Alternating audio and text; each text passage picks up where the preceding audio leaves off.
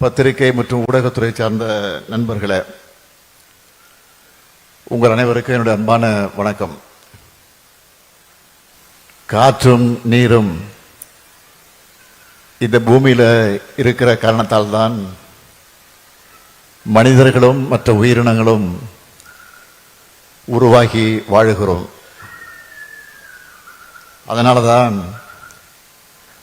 ஐயன் வள்ளுவர் நீரின்றி அமையாது உலகன்னு உலக புதுமுறையில சொன்னார்.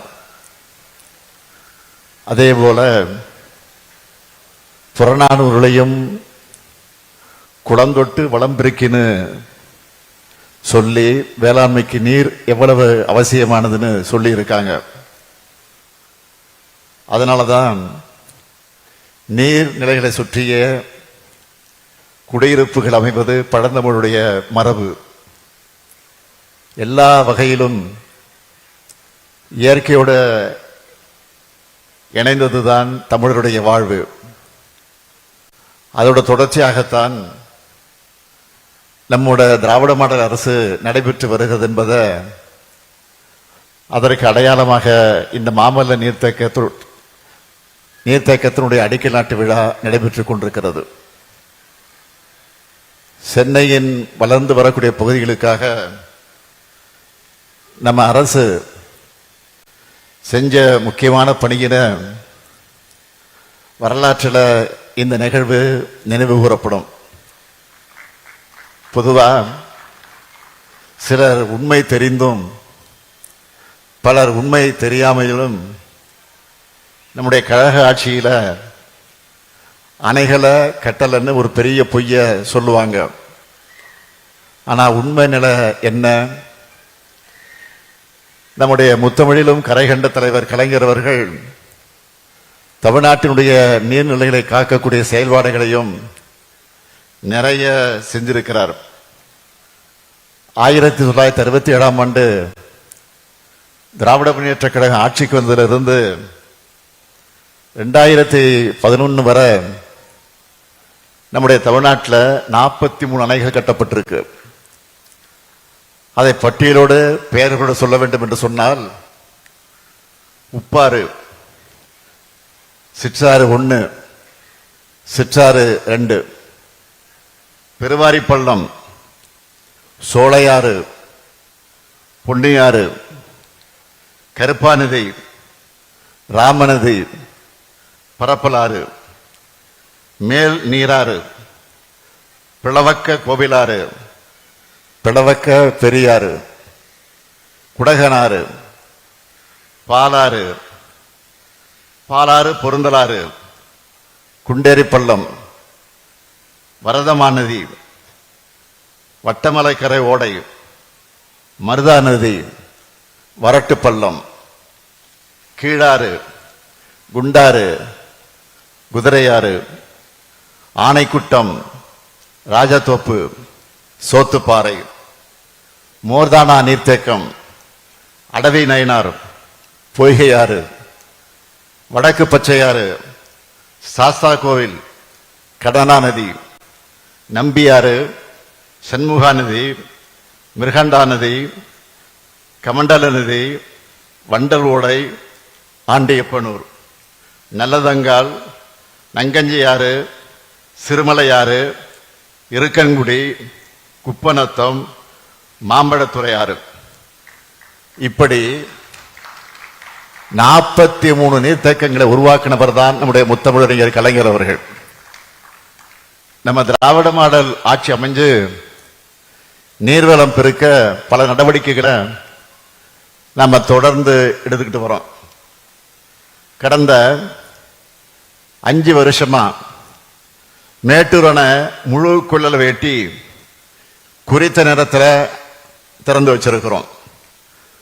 2021-25 ஆகிய 5 ஆண்டுகளில் காவேரி டெல்டா பகுதிகளில் தூர்வாரக்கூடிய பணிகள் 459 கோடி ரூபாய் மதிப்பீட்டில் நடைபெற்றிருக்கு. 24,833 கிலோமீட்டர் நீளத்துக்கு சிறந்த முறையில் இவை செயல்படுத்தப்பட்டிருக்கு. இதனால கடமடை வர விவசாயிகள் பயனடைஞ்சாங்க. மாநிலம் முழுக்க புதுசா 121 தடுப்பணைகள் அமைக்கக்கூடிய பணிகள் மேற்கொள்ளப்பட்டிருக்கு. 63 அணைக்கட்டுகள் அமைக்கக்கூடிய பணிகள் மேற்கொள்ளப்பட்டிருக்கு. இதுல மிக மிக முக்கியமானது தாமிரபரணி கருமேனியாறு நம்பியாறு இணைப்பு கால்வாய் திட்டம். கடந்த ஆண்டு பிப்ரவரி மாதம் 7ஆம் தேதி துவங்கப்பட்டு மக்களுடைய பயன்பாட்டுக்கு கொண்டு வரப்பட்டுச்சு. 5 ஆண்டுகள்ல 9 TMC நீர் வறட்சி பகுதியான திசையின் விலை மற்றும் சாத்தான்குளம் வர கொண்டு செல்லப்பட்டிருக்கு. ஊரக வளர்ச்சித்துறை மூலமாக தமிழ்நாட்டில் எல்லா மாவட்டங்களிலையும் 47,920 ஏரிகள் மற்றும் 1,33,967 கிலோமீட்டர் கால்வாய்களை தூர்வாரக்கூடிய பணிகள் மேற்கொள்ளப்பட்டிருக்கு. இந்த வரிசையில தான் சென்னை மாநகரத்தினுடைய பெருகி வரக்கூடிய குடிநீர் தேவையை கருத்திலே கொண்டு மற்றும் ஒரு புதிய நீர்த்தேக்கமாக நம்ம திராவிட மாடல் ஆட்சி இதை அமைச்சிருக்கு. 342 கோடியே 60 லட்சம் ரூபாய் மதிப்பீட்டில் இது அமைக்கப்படவிருக்கு. செங்கல்பட்டு மாவட்டம், திருப்போரூர் மற்றும் திருக்கழுகுன்றம் வட்டங்களில் கிழக்கு கடற்கரை சாலைக்கும் பழைய மாமல்லபுரம் சாலை எனும் ராஜீவ்காந்தி சாலைக்கு இடையில இருக்கக்கூடிய கோவலம் உபவடி நிலத்தில் இந்த புதிய நீர்த்தேக்கம் அமையவிருக்கு. இந்த திட்டத்தை எப்படி செயல்படுத்த போறோம்னு ஏற்கனவே நீங்க வீடியோல பார்த்திருந்தாலும் மீண்டும் இந்த நிகழ்ச்சியில சொல்ல விரும்புறேன். மானாமதி குழும 49 ஏரிகள் 69 ஏரிகள்ல இருந்து வரக்கூடிய உபரி நீர் கடல்ல கலக்காம இந்த நீர்த்தேக்கம் அமைக்கப்படவிருக்கு. திருவிடந்தை முதல் கோகிலமேடு வர 5,171 ஏக்கர் பரப்பளவில் இது அமைய போகுது. மொத்தம் 1.65 1.65 TMC கொள்ளளவில் 34 கிலோமீட்டர் நீளம் உள்ள கரை மற்றும் நீர் ஒழுங்கியத்துடன் கூடிய புதிய நீர்த்தேக்கம் அமைக்கப்படவிருக்கு. இந்த திட்டத்தின் வாயிலா நாள் ஒன்றுக்கு 170 மில்லியன் லிட்டர் குடிநீரை நம்மால மக்களுக்கு வழங்க முடியும். சென்னையின் புதிய அடையாளங்களாக மிக வேகமா உருவெடுத்திருக்கக்கூடிய பகுதிகளாக இருக்கக்கூடிய சோழிங்கநல்லூர், மேடவாக்கம், பள்ளிகரண, சிறுசேரி, கேளம்பாக்கம், திருப்போரூர், மாமல்லபுரம் ஆகிய பகுதிகளில் வசிக்கிற 13 லட்சம் மக்களுக்கு குடிநீர் வழங்க இது பயன்படும்.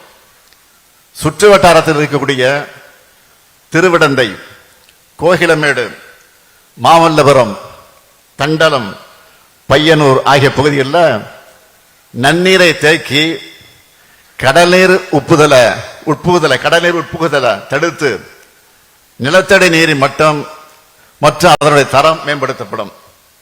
இந்த பகுதியில் உள்ள பக்கிங்ஹாம் கால்வாய் 15 கிலோமீட்டர் நீளம் 311 ஏக்கர் பரப்பளவில் சீரமைப்பதால உவர் நீர் மீன் வளத்தை நம்பி இருக்கக்கூடிய மீனவர்களின் வாழ்வாதாரம் மேம்படும்.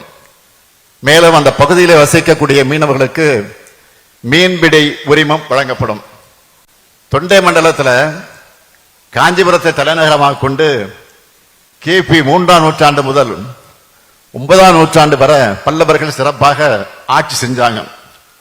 மகேந்திரவாடி, உத்தரமேரூர், தென்னேரி, தூசி மாமண்டூர் போன்ற 39 ஏரிகளை பல்லவர்கள் உருவாக்கி இருக்காங்க. ஏரி வாரியம் அமைச்சு உணவு மற்றும் நீர் பாதுகாப்பை தொண்டை மண்டலத்தில் உறுதி செஞ்சாங்க. பல்லவர்கள்ல மாமல்லன் போற்றப்படக்கூடிய முதலாம் நரசிம்மவர்மன் அந்த பல்லவன் உருவாக்கின மாமல்லபுரம் பக்கத்துல இந்த நீர்த்தேக்கம் அமைகிறதில்ல. அமைகிற காரணத்தால மாமல்லன் என்று இந்த நீர்த்தேக்கத்துக்கு பெயர் சுட்டுவதால் பொருத்தமாக இருக்கும் என்று நான் கருதுகிறேன். சென்னையை சுற்றி செம்பரமாக்க ஏரி, புழல் ஏரி, சோழவரம் ஏரி, பூண்டி ஆகியவை இருக்கு. இப்போ கூடுதலா மாமல்லன் நீர்த்தேக்கமும் அமைய போகுது. ஒரு நாட்டுக்கு நிதி மேலாண்மையைப் போலவே இப்பொழுது நீர் மேலாண்மையும் மிக மிக முக்கியம். அந்த நீர் மேலாண்மைக்கு மிக மிக அதிக முக்கியத்துவம் கொடுக்கணும்னு உணர்ந்து செயல்படக்கூடிய ஆட்சி தான் இந்த ஆட்சி. நீர்நிலைகளை மாசுபடாமல் காத்து வருகிறோம். நிலத்தடி நீரை பெருக்க எல்லா முயற்சிகளும் எடுக்கிறோம். கடல் நீரை குடிநீராக்கவும் முயற்சி செய்கிறோம். அரசு என்னதான் ஒரு பக்கம் நடவடிக்கை எடுத்தாலும் மக்களுக்கும் இதுல கடமை இருக்கு.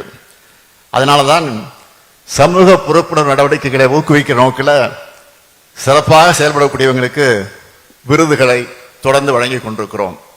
நீர்வளத்துறை மற்றும் பிற துறைகளுடன் ஒருங்கிணைந்து தமிழ்நாட்டில் எல்லா மாவட்டங்களிலும் இருக்கக்கூடிய கால்வாய்கள் மற்றும் நீர்நிலைகளை தூர்வாரி பொதுமக்கள் மற்றும் விவசாயிகளுடைய நீண்டகால பயன்களை பெறக்கூடிய வகையில் நிலையான நீர்வள மேலாண்மையினை உறுதி செய்யக்கூடிய அரசு தன்னார்வ தொண்டு நிறுவனங்களை பணிகளை பாராட்டி இன்றைக்கு சிறந்த நீர் பாதுகாத்தல் விருதை வழங்கியதில் நான் மிகுந்த மகிழ்ச்சி அடைகிறேன்.